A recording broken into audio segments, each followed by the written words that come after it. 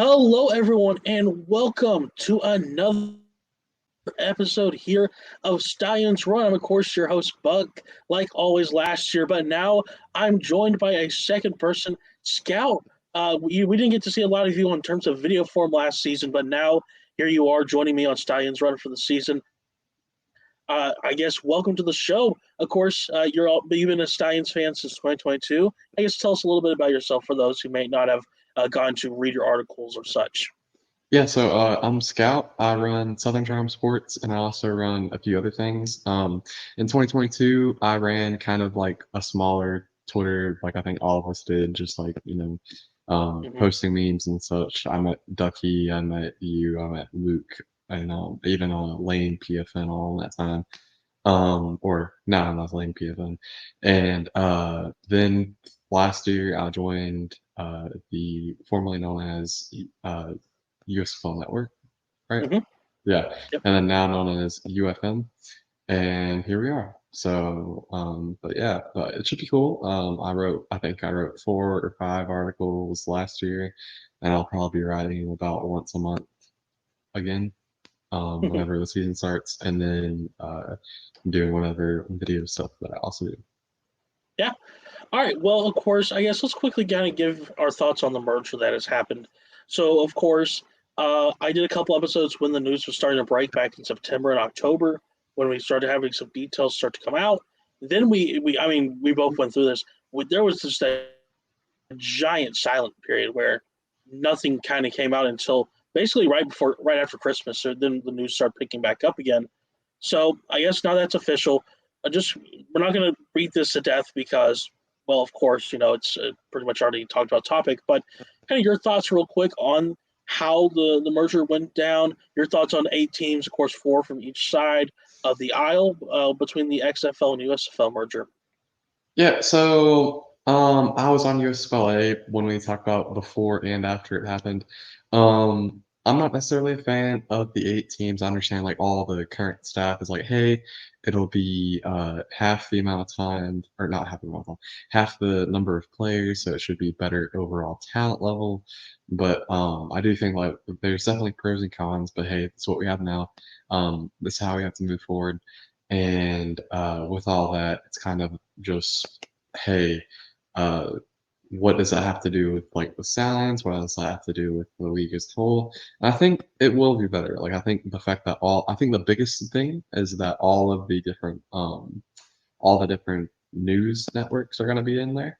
And with all that, you'll be able to turn on ESPN, Fox, or NBC and see some form of content from the United League.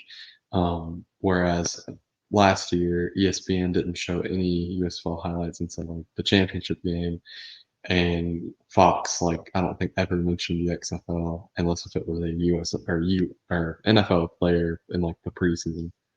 So Yeah, I mean, of course, there is one thing with the league. Of course, they're losing NBC as that media partner, but otherwise, I mean, again, two major networks right there that are going to be joining forces. So that's great to see. I'm so happy that technically the league is going to be, kind of a broadcast property of Fox. It looks like because that's something that's positive. I mean, go back and look. Just had to talk about numbers, how important this league was for Fox, and it's just 2023 alone. Like you go back, but I think it was about God. It was. I think we both saw this tweet. It was about God. I want to say it was about 300 billion minutes of sports content was consumed on Fox and their kind of sibling channels. I mean, that does not happen. That number does not look as big without the USFL, and of course you now add XFL. You now of course add kind of all right. We're starting. We're taking what the best of was each league, social media, television, all that stuff. It's now coming under one roof, and I think that's another big positive the league's going to have. And I mean, the advertising also has been insane.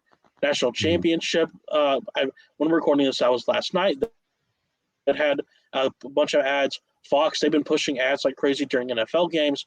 I mean, basically right up until the Super Bowl, which unfortunately is not on a UFL channel this year.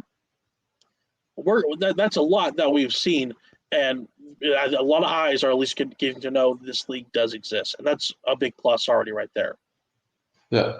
And like I think one of the things with it too is that like I know for me, the Jags got eliminated Sunday. So it's like for Tying up, 16 baby, tying up. stop. He was one okay, okay. He was 1-9 in the last division games, and we're the one. Anyways. All right. But he I got off my point. Anyways, Oh, I'm locking back in. I'm locking back in. Hold on. Yeah, so there's 16 NFL teams and there's 140 whatever college teams that are no longer in season now. So there's a lot of people that are mhm, either tied to one NFL team or tied to I only watch college ball or something along those lines that are like, hey, um, where's like the next football? When does the next football start? And obviously, there's more than just the UFL now, but the mhm, UFL does start in 2 months. I think that's a great timing, which is another thing that I forgot to mention. Like when we're talking about the merger, like the March start, in my opinion, is pretty good. mhm. I like it. It also means that we get to dodge like the June and July Birmingham games, which love Oh, Birmingham, but yeah. I was at all those games and on the field. Trust me, we felt it. Every single one of us. yeah, You did because you with your fancy smancy section seat. There you go. yeah. Yeah. I was in the club seats, and I remember I had you and Luke were all wearing like your dressy stuff. I'm out Right. here like the sleeveless and the shorts Yeah. on and everything. Yeah. Yeah. I'm trying to dress like a professional, but yeah. There we go. Anyway, so I guess let's get into things. We've had the first dispersal draft now. Just to clear up any confusion, so how this draft worked was basically all the USFL teams that did not make it, their rosters were essentially basically stripped down and they were basically put into one giant pool. All the XFL teams that didn't make it, their rosters were also stripped down and put in one giant pool. So that has left basically the Houston Roughnecks, Birmingham Stallions, the Michigan Panthers, and the Memphis Showboats to all draft from one USFL pool. All the XFL teams that survived and they're now in the XFL conference, they all picked from the XFL pool. So I guess now we have all that happen. However, there was one caveat. All the teams had to take their rosters down to 42 players. Mhm. Do you want to talk about some of the players that Birmingham decided not to keep? Yeah, and oh, just to add on to that, the Houston Roughnecks will be the Gamblers team just in Mm-hmm. the uniforms and everything. The rough, Basically, the Gamblers are taking over the Roughnecks. yes, Yeah. just to add that information on here. Hold on. Uh-oh. Oh, I see it. Yes, yes. Here we go. Okay, yes. so the quarterbacks that we did not take into this season are going to be Jalen Morton and Kyle Slower. The running backs we did not select. And Oh, go.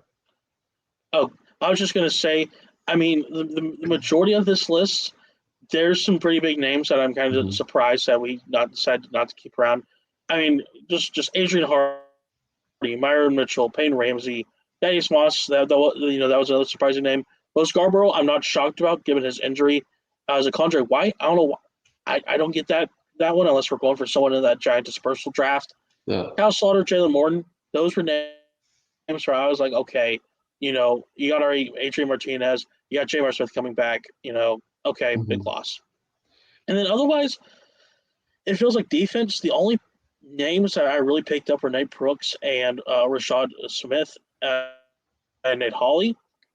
Otherwise, I feel like when it came to defense, we chose to really just kind of okay, we're just trimming the fat in this part. But defense for offense, I don't know. I'm a little concerned on that front. I feel like we might have cut Yeah. some names that maybe should have been sticking around. Yeah, and I will say one thing. Wasn't Myron Mitchell with CJ Marable at the season ticket of it thing?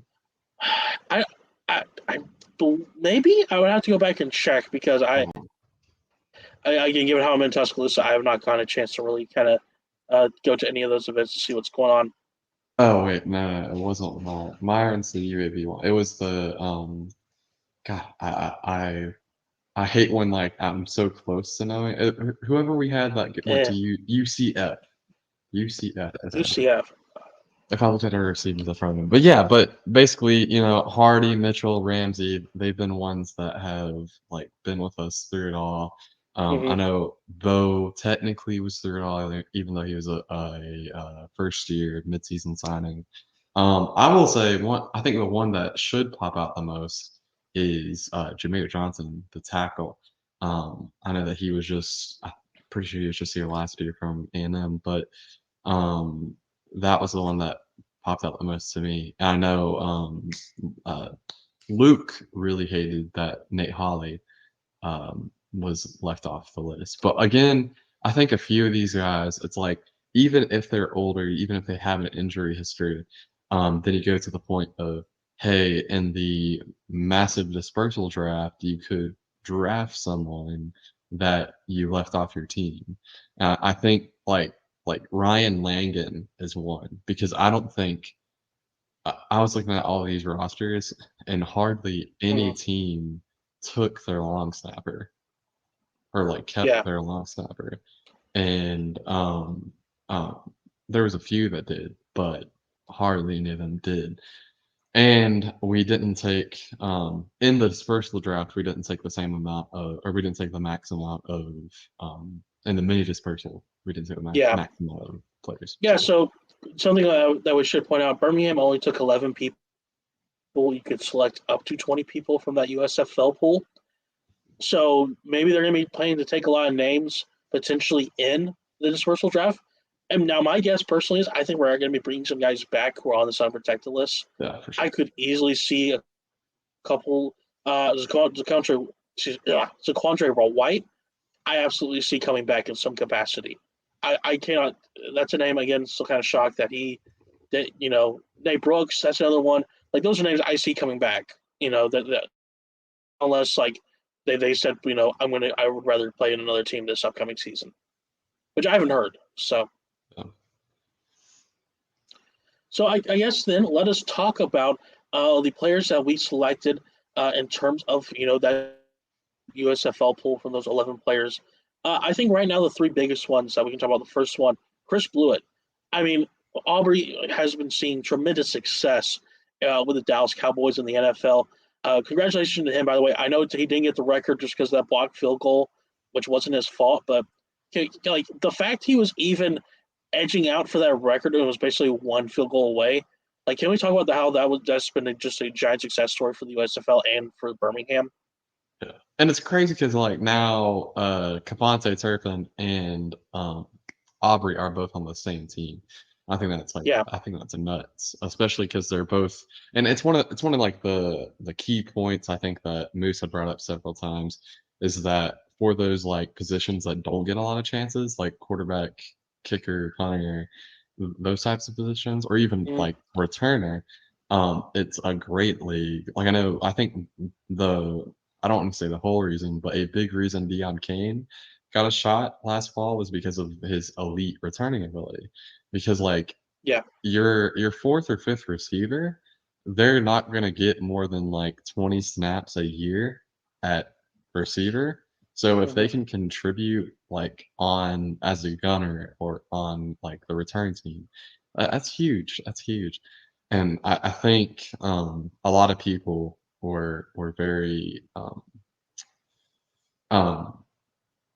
not shocked, I guess. I wasn't shocked that he got an NFL shot because Hmm. I think once we got past the 50-yard line, we were going to kick a field goal if it was the right decision. So, Yeah. and it was so funny. I know you were mainly on the field, but his wife and his mom, and I think even sometimes her mom, they sat very close to us, and that Mm, the his mom would always be so just like I don't know if distraught's the right word or just stressed out at every single kick because he's not a football player like by yeah. trade, right? Like this is still a new thing to like everybody else, and it's just like obviously there's no room for error. He doesn't have many errors, if any at all. Like I know technically he has missed a field goal, but it was a block. But yeah, and definitely for the Cowboys, like the Cowboys have had or not terrible, but inconsistent kickers at times. So, you know. Oh, I mean, can we talk about real quick? Like the Cowboys fans when Aubrey was signed, they were ruthless, and now that they love the man because of what his skills can be. If any Cowboys fans are watching, some of the ones who are like, "Oh, USFL guy's not going to last." Congratulations, you found your kicker for the next, 5 years. It looks like so. Well done on that. But then, I mean, let's talk about Chris Blue real quick. Excellent for Pittsburgh this past season. He was someone that basically you knew if he was lining up, that was probably going to be made no matter what, even with bad wind or weather, or a strong defensive line trying to block that field goal.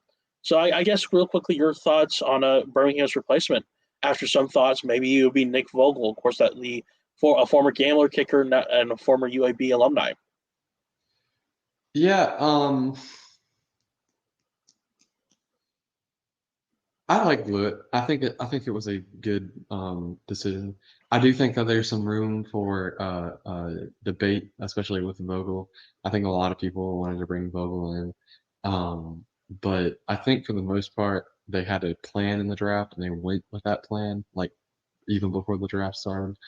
I don't think they really adjusted any. I don't think there was one that just flew off the board or anything of that nature. But yeah, but I think like Blewett kind of goes with all the other picks like Eli Walker or who do we get from the Stars? Shane Stribling. Yes, Strickland. And like all those picks, like they kind of like all line up. There's not really we didn't get a Darius Victor or a Case Cookis, but I think that was intentional. Like I don't think we Mm, needed to get somebody that would like because I know pardon. I think yeah, Marlon Williams was who I was thinking of. mhm. He's the UCF guy that they've been using in all this um, preseason hype. But he said in a tweet, he was like, "Hey, team chemistry is more important than anything." I think team chemistry is not really affected by bringing in another safety or another DB, but team chemistry could be affected if you start bringing in like another quarterback or another like running back one of that form. Hmm. So Yeah. So then I guess your thoughts real quick, basically on our mainly defensive pickups. I was a little surprised. I mean, what it's basically Ashley and Blewett technically for full safety, short uh, safety, strong safety. Excuse me. Defensive end. I mean, there was no really offensive pickups besides those two, which was shocking to me. did we Um, get? Oh no, we didn't. yeah. But I guess real quick, Shane Stribling was a name Birmingham Stallions fans were basically begging for in this draft. They did get it. I guess your thoughts on uh, and I think it's a perfect match. I think he's probably going to be a starting cornerback for this team. Real quick. Yeah, I do like Stribling. I do know that at times, I know we made the joke one time about Stribling was going to get his phone taken away because he made those comments in Philadelphia. But I think it's a good pickup. Also, I did remember this randomly, but right before the deadline, we did get Amari Rogers. Um, Hmm. so that would have been a off-season pickup for us. I think that's an insane off-season pickup. Obviously, I think it is no secret that we love our Clemson receivers, and Yes. there is another one right there. But obviously, I think everybody else was. I think all the other selections were fine. I do like that we fortified the offensive line. I do think that was a. I think we had a fine offensive line, but I feel like if we ever lost an offensive lineman, like if any of them went down with injury, we would have crumbled. And I do Mm. know Calvin Ashley was one that I didn't necessarily know a lot about, but a lot of like Auburn fans and such, when I said, "Hey, we just got Calvin Ashley," they're like, "Oh, hey, he used to play at Auburn." And I was like, "Oh," Yeah. and but yeah, so I do think it's cool. there's obviously a very loud crowd of fans that believe that we should not pick up any extra players unless they're from Auburn, Alabama, UAB, Troy, or South, or insert. I think we're just talking about one person, but He's a very loud one person, but there are more people on Facebook. Like, trust me, like I've seen yeah, oh yeah, on even, not even just the main Facebook page, just like the casual fan, because I feel like they just want the Alabama Crimson Tide 2.0. That's exactly what they want. yes, and like because I think it all started with like 2022. Like Funny Mane was the guy for like all of the Yeah, USFL content, and I think like bringing him in, there's plenty of Alabama fans that watch him, but there's really plenty of like SEC fans, and I think that once you tied him to the Stallions, they're like, okay, well, let's just make like a super team of like Auburn and Alabama players, and you and can't do that. yeah, our GM is a huge Nebraska guy. He'd never let that happen. Now, I Mm-hmm. could totally see if we had if we had somebody like from the state that was, or like somebody that went to college in the state, then we would probably have a more Southern background. But he loves his Yeah, Cornhuskers. mm-hmm. And they haven't proved us wrong so far. So, all right. Well then, other the other big name really is Eli Walker, another safety coming in from Pittsburgh. Just real quick, I mean, that someone that I'm very glad we don't have to play against. That's something that Yeah. you kind of have to watch right there. Yeah. So I think with Eli Walker, his biggest asset is his range. I think we mhm. did need a little bit more range. It's gonna be weird though, with all these different pieces, and even with like some of the pieces coming back. Um, like I was looking up, like we still have like is it Neville or Neville? Neville, right? Clark. I believe so. Yes. Hold on. But we have Clark coming back, and then we have a few other DBs that are cornerbacks and DBs that are still returning. So it's gonna be interesting to see who hits the field first. Mhm. Because if we still run a heavy box, I think it'll be even like crazier to see who hits the field. But hey, it should. I think it'll be fine. Like I don't think that Yeah, we'll regress that badly. I do think that the other teams will be better. But I don't think that the Stallions will regress that much because we'll probably have some combination of Stripling JoJo Walker, and then insert fourth or fifth guy there, depending on how many DBs we need. yeah, I'm not exactly sure where we would want to place everybody. So yeah. That's kind of a question everyone's kind of wondering right now. But speaking of questions, we do have the UFL, kind of the final dispersal draft. This is a pool of players that were not taken in both the XFL and the USFL dispersal draft, and anyone can pick up a team. So if you like, say you played for Philadelphia last season, the San Antonio Brahmas can take you from this pool. So I guess we have some potential players that Birmingham can pick up. Any names that you were thinking about possibly that maybe playing the XFL that you want to see come to the Stallions that they could possibly grab? So there's a lot. I think we will take a quarterback here just because of the Mm-hmm. amount of quarterback talent. Specifically Arlington. I see like they have Degenhart and Kelly Bryant. We are Um, we are not getting Luis Perez. Stop. no. He's on the Arlington team. We're talking about Yeah, unprotected. I, Anyways, I'm just making sure you didn't say that. anyways, I was not saying Lewis Prince. But yeah, but there, and then obviously, I think another fun one would be Paxton Lynch. Just Oh just thinking no, quarterback now. Hey, hey, no, hey, no, hey. no. We I do not want Paxton Lynch. Okay, but yeah, but I think I do think it gets a little crazy though, because like even though we Mm, didn't protect Jalen Morton, I think that there's a lot of people that would want to see the return of Cozart. Um, Mm, And then, because we don't have any ties here, and I think that's the thing that makes it a yeah. little scary for a lot of people. I will say there are two names that I want to just like shout right now that should get a return, and it is tight end, I believe. Wait, San Antonio tight end Kerry Angeline Ooh. and Memphis receiver Osiris Mitchell. I want to see him back. I want to see Kerry All back right. because I don't know if Kerry knows this, but Kerry was used in every single video the whole season, like in all the like, Yeah. oh, what's your favorite blank thing or whatever, and I'm like, they couldn't just cut him out, whatever. Yeah. But he was a good player for us. I think that Yeah. we should get him back. All But right. there's a few other ones. Not really any that go off the full page, but um, like for the Panthers, Tyree Robinson, Reggie Corbin is a big one that I think we could Yeah. potentially go for. I'm not really sure how high running back is on our page, but also like even Memphis like Ezra Gray is one a running back, and Mhm. then I have a defensive name that I think everyone would want. who? Billy Roberts. Mm, yes, indeed. Also, crazy. The craziest part about all this.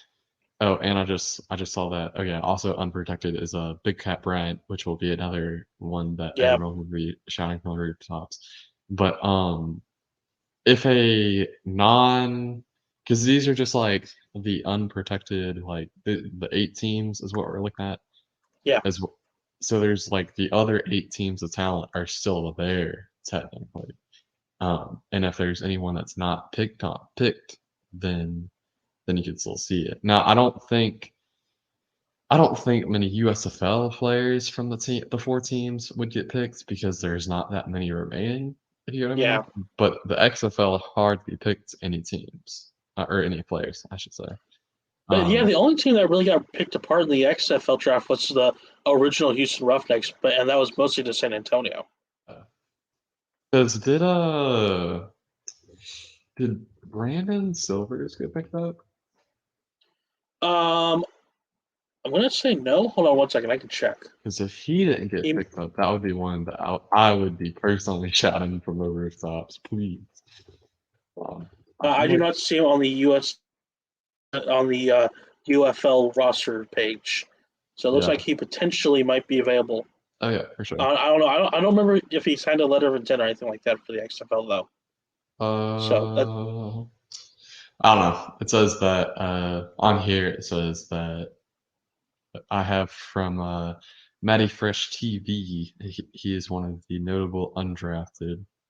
mm, Um, along with Jeff Bidet. I did not even think about. mm. And I know one. There's a ton of Guardians that are on these lists, and one of them is There's a reason the Guardians are on a ton of these lists. Let's be honest. and one of them is Eli Rogers. Okay, that might be a good But pickup. but yeah, but there's a ton of I would like so many players from the XFL because I just think that like Mm, um there's more than 40 players from those 4 teams that were really mm, worth it, and I think like you could easily get a good guy from those teams. yeah. But yeah, but it'll be up to whatever the like whatever goes down. I know there's still one of my Troy people told me that there was 2 Troy offensive linemen on the Showboats uh, line last year, and there's Hmm. one of them is still remaining. Let me see. So, Am I still on? oh, No, I'm trying to see Kirk Kelly, a guard from Troy, is now in Memphis Showboat. I don't remember the other one's name. But yeah. mm. All right. Well, I think that's just about it for this week's edition of Stallions Run. Scout, where can people find you? At Southern Charm SP, or if you just type in Southern Charm Sports on Twitter, or on my USFL no or no United Football You, Media United Football Media. We got to United work on Football that. Media account, USF or Scout USFL. All right. And you can find me on Twitter at Buckham USFL. I'm keeping that name because technically Birmingham's in the USFL conference, so no need to change that for now. But we'll see you guys, of course, on a weekly basis starting now. Kickoff is March 30th. I know we're both excited. Unfortunately, kickoff this year is in Texas, but I'm going to be trying to see if I can work my way out to Arlington for that. Scott, are you looking at that at all, or are you going to be watching it on television? I hope it's late. Like I hope it's like a 3 o'clock game because then I can convince myself just to go in one day and come back. Mm. So I mean, it probably will because I think they're probably going to do something like, probably like maybe a noon game and then a second game so they can get the other two games on Sunday without an issue. yeah. So, all right, okay, interesting. All right, well, we'll see you guys next week. But until then, stay safe.